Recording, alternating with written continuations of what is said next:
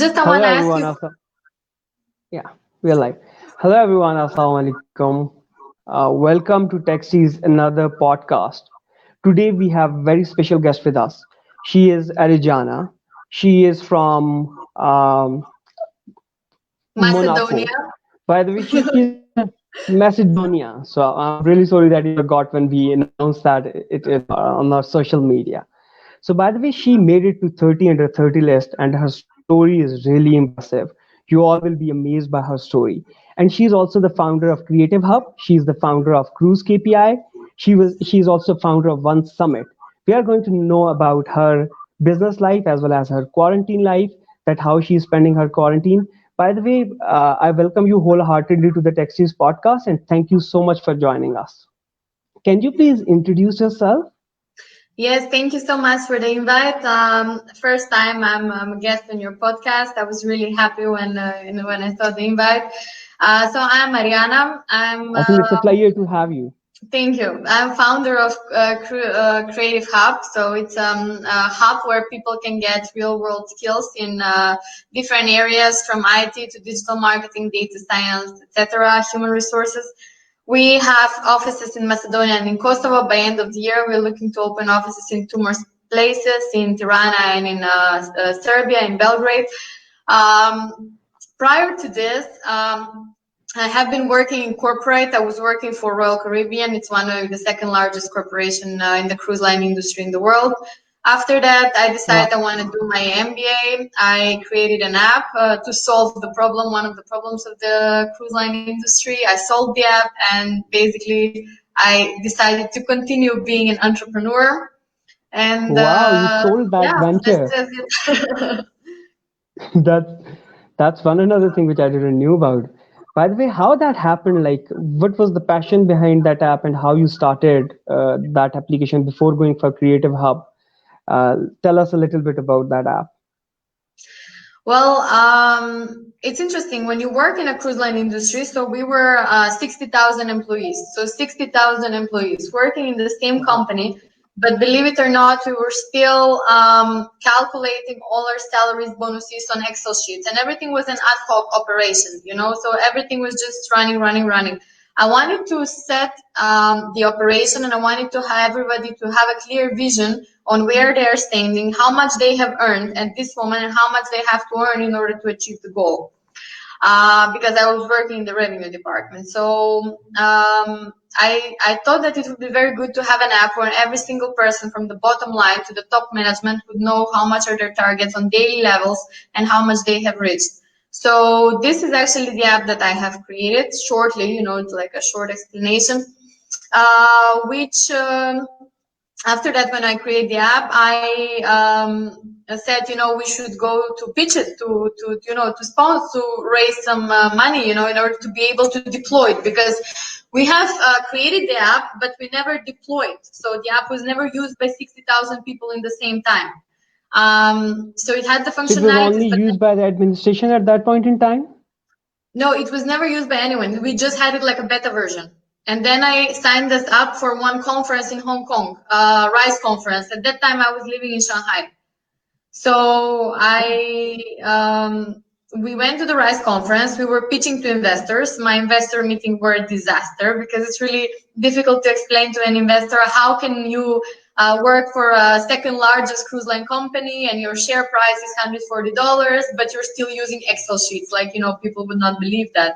So it was really difficult for me to explain to everybody the system that we were working. So I could not raise money from investors. But on the last day, we had an expo. And on the expo, there was a guy that was like going around, like a Chinese guy. He had a marketing company. And he said, can Chinese cruise line industries use this app, And I said, yeah, I mean, anybody can use it. The cruise line industry is the same, And he said, okay, come to the offices. So later on, I went there. They purchased the app. I don't know how much they sold it or they leased it. They just buy from us the beta version. We Wow. signed an NDA, so it is what it is. So this is how this all happened. By the way, this is something which is really impressive. By the way, can you Thank tell you. us a little bit about Creative Hub? Because there are a lot of incubators, accelerators, a lot of academia institutes who are teaching all of these skills, how your creative hub is a bit different than others? Well, you're right, but we're not an accelerator. We're not an incubator. Our core products are academies, i.e. programs, which last 6 to 9 months where people can get. So they're comprised of various subjects. And how we are different is we work together with companies. So our end goal is people come to our academies because they want to change career, or, I cannot say that my academy is a replacement for bachelor studies or masters. You need to go to bachelor's because bachelor studies build yourself, not just what you're going to learn. Because many times, my brother is the third year at Bachelor of Economics, and maybe, he doesn't feel like he has learned everything that he wanted. But, it's a place where, young people grow. So I'm not a replacement for that. But I'm a place where you can add value, So non-formal education gives value to the formal education. So during my programs or short courses, within 2-3 months or 6 to 9 months, people can get real world skills. Because, for example, you want to work in HR. You need to know financials, you need to know legal stuff, you need to know recruitment selection, you need to know training development, you need to know performance management, you need to know digital marketing for HR, you need to know employee engagement. So all these things comprise the academy. So basically, we have custom programs that we have created together with companies in order to be able to give the people the best skills in order for them to go, and apply and say, what, I know all this stuff that you need in order to get me hired. So wow, I think you people are focusing more on practical things rather than theory. Yes, absolutely, because even our lecturers, they come from companies, the companies that we work with. Our lecturers don't come from like university teachers, although both of my parents are university teachers.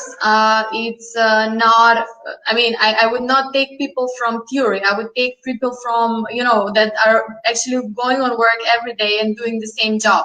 So By the way, it's, I think this is what you people are doing. It's a huge social cause. It's something which is really important because what students learn from different institutions, different universities, they people are not prepared for practical jobs because life is totally, when it comes to jobs, the work is totally different, and what we learn in institutes, that's something which is totally different. Even that is important.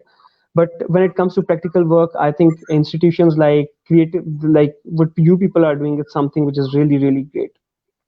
yes, By the thank way, you. when it comes to your summit, you are also the founder of one summit. Can you please tell us a little bit about that? Because that summit was a huge success. And how that Yeah, happened? well, What was the idea behind that summit and how you started that? the Balkan Entrepreneurship Summit. So basically, in Creative Hub, beside academies, we always organize events, and we always wanted to manage to have like the events to be on a different, on a higher, like premium level. And when we got selected for the Forbes Under 30 list, together with my brother, because he's my co-founder, we said, you know what, we want to give something back to society. So we said, why don't we invite the chief editor of Forbes to be our guest speaker, because this would be something wow, to have somebody from Forbes to come to Macedonia. Look, we are in Europe, but we are far from France, we are far from Germany. So we are a small country that's like emerging market. So we are a poor country. People need motivation. People need to see that to see success, to see the possibilities in life. So we wanted to do this for them because my entire life I have lived all around the world in the best countries, from US to Shanghai to Monaco, you name it. So I have been But not exposed to everyone this. get that chance to live in all of Yes. these countries. Yeah. Especially when you come, because I want to just to give a clear idea to the people that are watching this video, because living in Macedonia means that the average salary, so the lowest possible salary is 220 euros, something like that. And the average salary is like 350 euros. So we're not talking about 3,500, like somebody in France would have, which gives you more opportunity in development, in investment, in yourself, and all other stuff. So we wanted to show people, because when we opened Creative Hub, we really started from zero. Nobody from my family comes from entrepreneurial background. So I have university professors. We have nobody to learn. Before I was working in a company. My brother had no working experience. Also no life experience. He was just 21 at the time when we opened. Wow. So we By the way, wanted when to it comes show. to when you started this all, like when you came to know that you wanted to become an entrepreneur and you want to do your own ventures, when you realize this, like I it's mean, something when it comes to entrepreneurial journey, it's something which is really hard. It's a journey on a bumpy road. It's a journey which is full of sweat and tears. But how you started all this, and you are doing multiple things, and you are working for a social cause. I think there are a lot of hardships you have faced. Can you please tell us a little bit about your hardships and how you started all this? Look, the hardest thing was to start at the beginning where, I mean, I'm a person that by nature, I'm a risk taker. So I was not really like, I'm never going to forget we are in Macedonia. If you want to open a company, you have to put 5,000 euros in a bank. So I'm giving my brother the money and he is like, oh my God, are you sure that you want to put this money? We're going to lose, so what if we lose? I said, it's okay. We're going to work. We're going to make them again, but you don't have always the opportunity to open a company, so, but you can always close it. You can always go work for somebody else.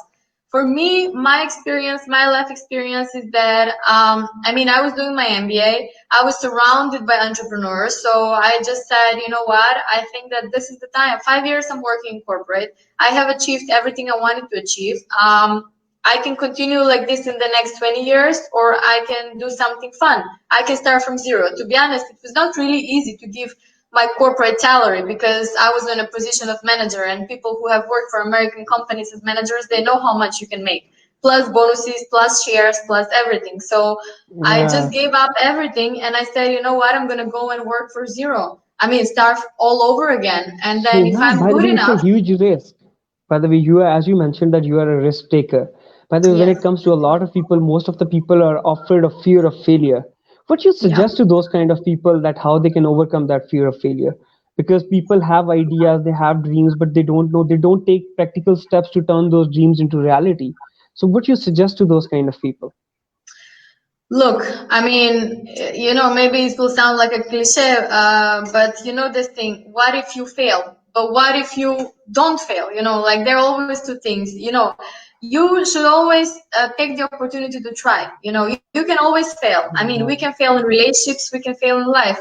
It's natural. It's not the thing that you will fail. It's important to keep on moving. Then you will learn how you will not succeed. Like Thomas Edison, 100 times he tried, or 1,000. I forget if it was 100 or 1,000, and then the 100 and the first time was the light bulb. So I mean, you will fail. Of course, it's normal. It's part of life. We all fail at a certain point. If life was only successes, successes, successes, we would not know how to appreciate that.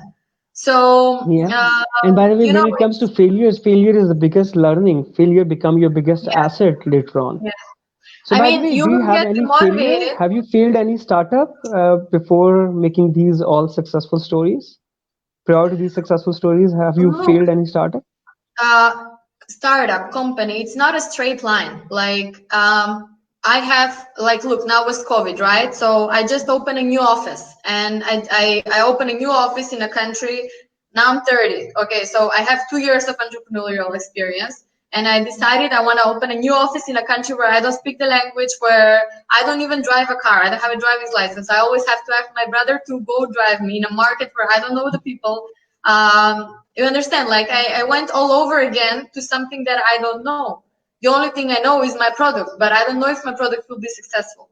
So we start over there. The first 2 weeks go absolutely great. And then COVID starts. I cannot even go to the country because borders are closed. Students start to drop out. So basically, if from such a success, overnight we become, we are left from 40 sign-up students to 7.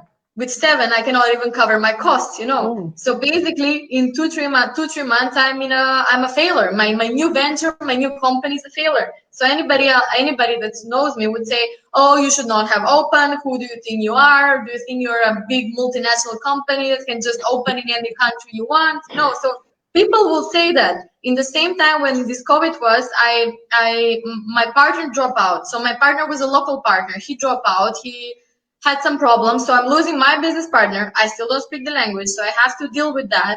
And I have to stay calm and I have to say, look, at this moment, there's nothing I can do. So I can just sit, watch, invest, whatever, back up the company. I think this is a great example of resilience. Like entrepreneurs must be resilient, they must be consistent, Yeah. And they must not be afraid of taking bold steps. I think you are the real example, you are the practical example of that. By the way, when it comes to you made it to Forbes 30 under 30, it must be Yeah. a great honor. Was It it is. one of your goals? Yeah, it Well, is definitely. It's I'll share a you a dream of story. for every entrepreneur to be in that list. By the way, and Yes, you were one of the I lucky didn't person. know about the list until I was 28. So I was on this RISE conference in Hong Kong, and I met one entrepreneur from India. And all the time he was saying, "Oh, my goal is to be on the Forbes under 30 list." And I was like, "What is that?" And he said, "Oh, you don't know? It's like the list of entrepreneurs in the world. I said, "I don't know." So he showed me the list, and I said, "Oh, at 30." I said, "I'm gonna be 30 in 2 years. It's no way to achieve this." 1 month after that, I opened Creative Hub. So I said, it's no way that I would achieve this. I'm not near this level. So it's really interesting that in 1 year and a half, we managed to create a company to be so amazed to just to be on the list. So to be recognized, to be on the list. So what happened, probably people would be interested. So we are opening Creative Hub, and then one of my colleagues from my MBA that year was on the Forbes under 30 list.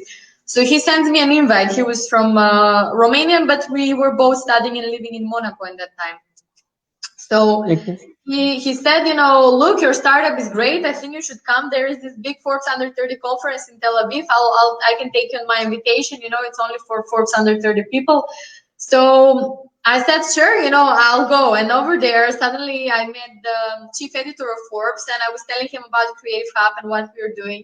He really liked the idea and how we are more diversified than the regular academia, university, and the rest that they're just offering short courses like Udemy, just like sign up for $5 or whatever, like just learn something. We don't care if you will apply it or not. So, because in my case, we really work with real companies and we really help these people to find jobs. So he invited me to Amsterdam to the European event. I was not on the list that time, but I still got an invite. And then after that, I received an invite that I'm pre-selected as a Forbes under 30 and that I need to fill up like the application. And then my brother got pre-selected. There were several steps that we had to fill up, like few series of selections. And then I said it's interesting because you don't know until they publish the list. You don't know if you're on the list or no. So I remember But my mom finally, you guys made it. Yeah. my mom woke me up that morning and she was like, your brother received an email. And I opened my email and I don't see an email. And I'm like, I did not get an email. And my mom is like, I think that's because you will be 30 this year. So maybe that's why you didn't receive an email. So I was like happy for my brother, but I didn't know if I had been on the list. So then I scrolled and I saw and I received the email. So it was a really big honor. 2 weeks after that, we were in London on the launching party, and I think that after that, I said to my brother, "Look, now we cannot close the company because we're on the Forbes under 30 list. Like it would be not it. So now we just have to work harder. We have to achieve some more goals." So I think when it comes to your story, it's really impressive that you, within 1.5 year, you people got selected for Forbes 30 under 30, and with great passion, with resilience, with consistency, you can achieve big milestones. By the way, when it comes to your quarantine life, how like the world is talking about COVID nowadays, and everyone is in quarantine. There is lockdown across the globe. So how you're spending your quarantine days and how you're making them productive? It was interesting because I was sitting home during this COVID and I said, you know what, why don't I do something for women, women around the world? So because my background is in the marketing, so I said, why don't I make a virtual woman in marketing summit, and just, I started, it was nice. And I Wow. opened the So you LinkedIn and I started another started, summit in COVID days. yes, but this one was free. I said, let's give something back to society, So I mean, some Wow. things you need to, of course, I have to earn revenues in order for my business to be sustainable. But on the other hand, I also want to give back every time when I have a chance. So I contacted all these amazing women that I have met from around the world. Some of them on the really high positions, directors, VPs in Levi's, in IBM, in Microsoft, all around the world. So basically, I just knew 5% of the women that I invited that I have met personally, but the rest of them, I didn't know. I just contacted them through LinkedIn. I said, "This is my idea. Would you like to join? I think we can do something good for women. And I said, why should we make the summit one day? Let's make it 3 days. So we had Wow. 1,500 subscribers. I mean, people that watched the videos. It was really good. I really felt like really blessed. Like doing something good, motivating women. Not only motivating, but giving them value to learn something more, to give them opportunity to learn from people that are in top positions. Because when in your life you will hear a director of Microsoft or a vice president of IBM, it's difficult. You cannot approach these people. Yeah, But you this cannot was the approach these people, opportunity. and listening to these people is a huge inspiration. Yeah, yeah. And this is what I wanted to give to the people. First, we decided to make the event for the Balkan, but then I said, we should just make it promoted globally because it's a really big value. And I was really impressed because there were maybe I sent 100 invites, and then like maybe 5 or 6 said no, but we are very happy that somebody's doing something like this. So what I want to say is like it takes one person to do something, and others will follow, others will do other amazing things and inspiration, motivation, positivity, because I think that This we is need how the that leaders in our are. You are society. one of the prime examples. Yes, thank you. Yeah. So by the way, this is really great that you are making your quarantine this productive and you are still thinking about a social cause even during quarantine. What do you suggest others because people are feeling depressed nowadays? And specifically when it comes to entrepreneurs, small startups, their existing business models are not generating the money anymore. So what you suggest to them? Should they pivot according to the new situations, what they should do, and how the people can make them productive these days, specifically when it comes to this crisis? Look, this crisis, what it had teach us is that we have to put our businesses online, and people that have problem with that. I'll tell you a story. 3 years ago, I decided I want to learn WordPress, but I was traveling. I didn't have time to go to actual classes. So because I was traveling between countries all the time, and I watched a video on YouTube that said like make your WordPress website for 24 hours. And believe it or not, I learned how to do it. And there's so many platforms, that's really for cheap money. You cannot tell me Yeah. that somebody cannot earn $100 nowadays. Like, look, you can be a waiter, you can do anything. You will earn those money if you need to pay a domain or whatever you can in order to help your business. Anything you do, I mean, it's a sacrifice sometimes that you have to do in order to help your business. So people have to be able to do decisions ad hoc. They have to be able to adapt to the situation because you know what Charles Darwin said, the most successful is not the strongest one, it's the one that's most adaptive to change. So this is the time when we need to change. Yeah. So And look at what we flexibility need to is do. one of the flexibility should be in entrepreneurs. They should be Yes, flexible. Yeah. yes. So people should see and should understand what we should do in order to change our business, in order to bring our business back to track. So and just go for it. And then if your business suffers at this moment or whatever, like don't just be depressed. Go do something. If you need to work 13 hours Sunday, Saturday, because I work Saturday and Sunday, and believe me, sometimes maybe people, would say, oh, you're going to Davos, you're on Forbes, you're traveling the world, and you want to tell me you're giving your money back to the company. Sometimes I give my money back to the company when I need to do it because I have obligations. But even if I live with €5 in the day or €2 for coffee or whatever, I love what I'm doing. It's really important to love what you're doing. But I love my business. I would never change it. It does bring me the money what I want, but at the same time, that's not always. As I just give you the example of now that I'm financing my other branch, which is currently not making money. So but you need to love your business. You need to love it every day when you come on work.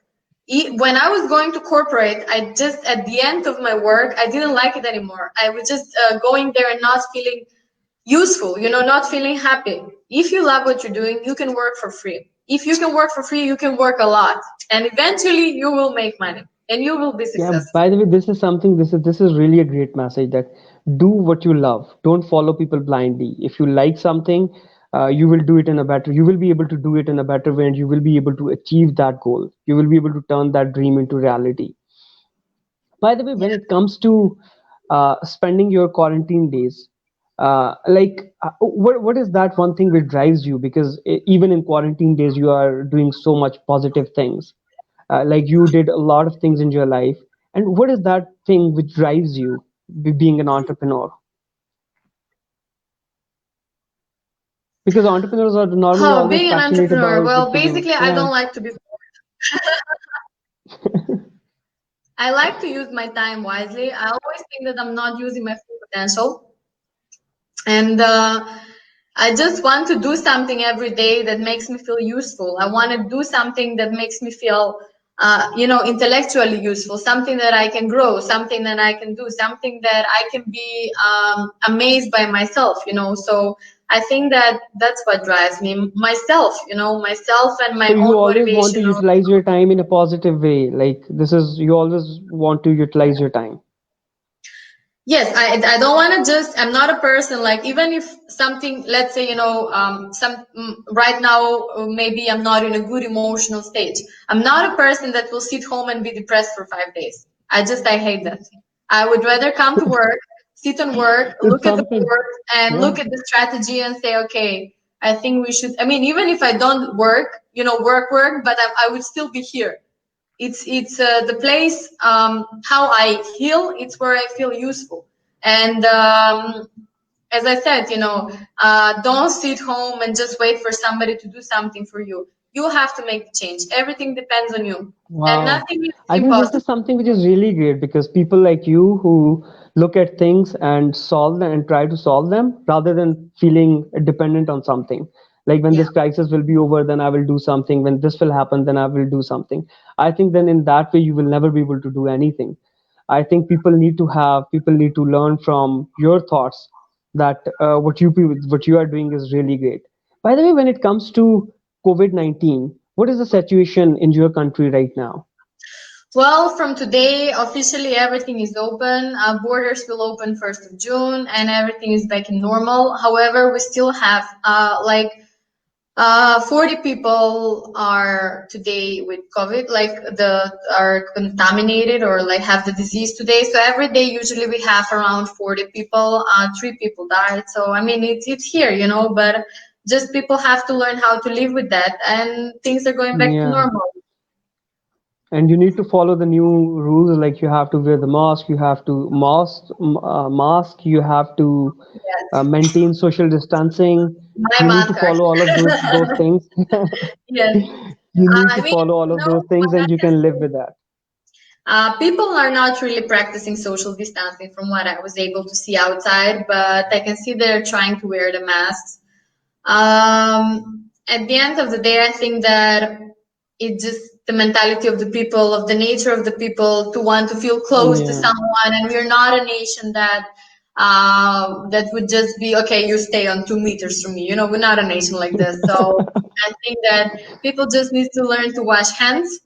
I think that's the most important thing, and be taking more care of life in general. Like for me, this COVID-19 was more like a mental observation of what is important in life, and Yeah.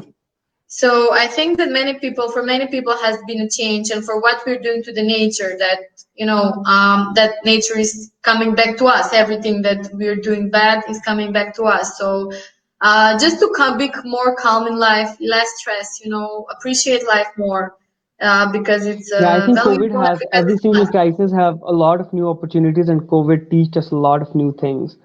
Yeah. There is always a positive side and negative side of everything. By the way, we just have 1 minute left. So, what will be the new normal according to you post COVID? Like What will be right the now, new normal as you're economy? mentioning that it's post-COVID right now, you people are learning that how to live with COVID in your specifically when it comes to your country. I think Yeah. that digital, we will see more people doing things digital, taking classes digital. I can say from my experience, although things are open, we haven't started with our classes. So I think that people will understand the need of having things more digitalized, taking more care for their health and the health of others. And I think that this will be what we will see more often in future. And people will appreciate more life in general. Yeah. So by the way, one last question I want to ask that what will be your last advice for the listeners, specifically Um, for entrepreneurs? It's interesting because today I read something. I don't know. Have you watched this movie with Rocky Balboa, the boxer? So No, I I haven't. read something said, you know what? If you know how much you're worth, go get it. If you know how much you're worth, go get the life that you want to live. So it just depends on you. So yeah, only by practically doing something and practically taking steps towards whatever you want in life, I think only then you can achieve something. Yes. I think this is really a great message at the end, and by the way, we are really grateful that you spared out time from your busy schedule for this podcast. Thank you so much once again, and for the audience, guys, we will be back with another podcast very soon. Thank you so Thank much, you. Arijana. Thank Thank you. you. Bye. Bye. Bye.